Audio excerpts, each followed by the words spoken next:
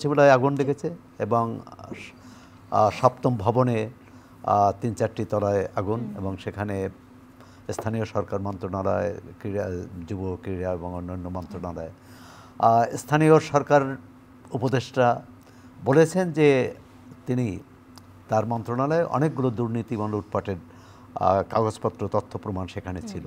তাহলে কি সেই তথ্য প্রমাণ গায়েব করে দেওয়ার জন্য বা পুড়িয়ে ফেলার জন্য এটি করেছে কিনা?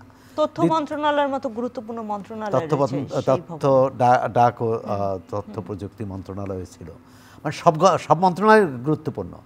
এখন বলছে যে আমাদের নিরাপত্তা ব্যবস্থা, এই সচিবালয়ের নিরাপত্তা, গেটের নিরাপত্তা, অগ্নি নির্বাপক ব্যবস্থা, সবখানেই কিন্তু একটা ভঙ্গুরতা আছে, দুর্বলতা আছে। প্রথমত হচ্ছে গাড়ি ঢুকতে পারেনি, মানে এই যে প্রায় 12 ঘন্টা লাগলো আগুন নেভাতে, এটা লাগার কথা না, কারণ সেখানে নিজস্ব অগ্নি নির্বাপক ব্যবস্থা থাকে। বাইরে থেকে অনেকগুলো ইউনিট এসেছে এবং একজন ফায়ারম্যান মারা গেছে দুর্ভাগ্যজনকভাবে। যেমন দেখুন, আমরা এদের আগুন লাগলে বা দুর্ঘটনা ঘটলে তাদের কথা স্মরণ করি, কিন্তু তারা যে কি ঝুঁকিতে কাজ করে। তিনি এই যে পানির পাইপ নিয়ে যাচ্ছিলেন, এর মধ্যে একটা ট্রাক ধাক্কা দিয়েছে, মানে যেখানে এরকম একটি উদ্ধার কাজ চলছে, আগুন নেভানোর কাজ চলছে, সেখানে ট্রাক চলবে কেন? সেটা কেন বন্ধ থাকবে না রাস্তায়? এটা হচ্ছে প্রথম।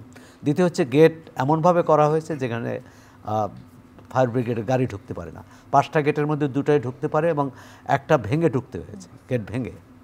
সুতরাং এটিও দেখেন, আমাদের যে দুর্ঘটনা ঘটতে পারে, এটা নাশকতা না দুর্ঘটনা, আমরা যদি দুর্ঘটনা ধরেও নেই, তাহলে প্রথম কর্তব্য হচ্ছে যে যত দ্রুত সম্ভব সেখানে হস্তক্ষেপ করে সেখানে আগুন নেভানোর চেষ্টা, তাহলে ক্ষতিটা কম হবে। এই যে কাজের সমন্বয়হীনতা, একটা উদাসীনতা আমাদের মধ্যে, আমাদের সমস্ত সরকারি, বেসরকারি, নাগরিক বলবেন যে এক ধরনের যে আমি কিভাবে রক্ষা পাই, আরেকজন কিভাবে বিপদে পড়তে পারে, দুর্ঘটনার শিকার হতে পারে।